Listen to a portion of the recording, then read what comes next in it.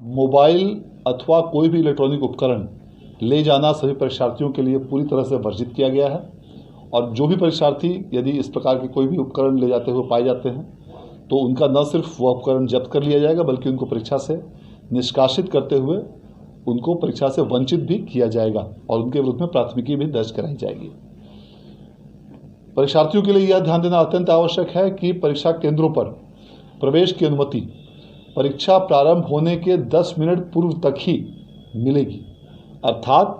जो परीक्षा first sitting में 9:30 बजे प्रारंभ होगी उस परीक्षा केंद्र पर परीक्षार्थी को 9:20 तक हर हाल में पहुंचना अनिवार्य होगा और जो परीक्षा द्वितीय पाली की 1:45 से शुरू होगी उन परीक्षा केंद्रों पर परीक्षार्थी को 1:35 तक पहुंचना अनिवार्य होगा। इसके बाद इस समय सीमा के बाद जो भी परीक्षार्थी यदि परीक्षा केंद्र पर पहुंचेंगे तो उन्हें परीक्षा में बैठने की अनुमति नहीं दी जाएगी। यह ध्यान देना इसलिए आवश्यक है क्योंकि ऐसा देखा गया है कि कुछ विद्यार्थी जो इसका अनुपालन नहीं कर पाते हैं, जो इस समय सीमा के बाद पहुंचते हैं, उनकी परीक्षा छूट जाती है और फिर उनका पूरा वर्ष या तो व्यर्थ हो जाता है या उनको वैकल्पिक माध्यमों से अन्य परीक्षा में कंपार्टमेंटल या विशेष परीक्षा या अन्य जो भी वैकल्पिक उनके लिए माध्यम उपलब्ध हों उसमें बैठने की बाध्यता होती है। इसलिए यह अत्यंत आवश्यक है कि सभी परीक्षार्थियों से मैं अपील भी करना चाहूँगा कि आप निर्धारित समय से काफ़ी पूर्व परीक्षा केंद्रों पर पहुँचें और यह जो समय सीमा 10 मिनट की दी गई है यह अधिकतम सीमा है, इससे भी आप काफ़ी पहले पहुँचें ताकि आपको परीक्षा केंद्रों पर प्रवेश में किसी भी प्रकार की दिक्कत ना हो और ट्रैफिक जाम या इत्यादि अन्य किसी भी प्रकार की यदि जिले में कोई समस्या होती है उसके कारण आपको परीक्षा में किसी प्रकार की कठिनाई नहीं हो। इस परीक्षा केंद्रों पर पूरी तरह कड़ाई के साथ कदाचार रहित और स्वच्छ परीक्षा कराने के लिए बिहार विद्यालय परीक्षा समिति द्वारा सभी जिलों के डीएम्स को और एसपीज को आवश्यक दिशा निर्देश निर्गत किए गए हैं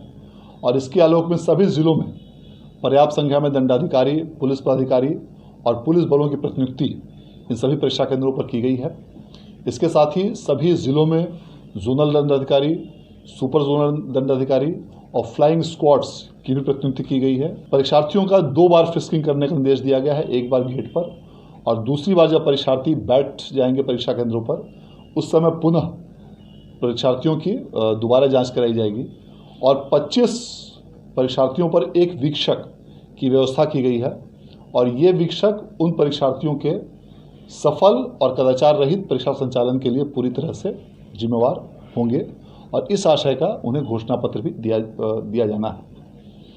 सभी परीक्षा केंद्रों पर संबंधित जिलों के संबंधित पदाधिकारियों द्वारा धारा 144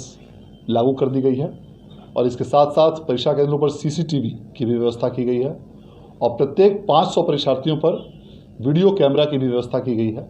और इसके अलावा परीक्षा केंद्रों के बाहरी भागों में भी वीडियोग्राफर की भी व्यवस्था की गई है।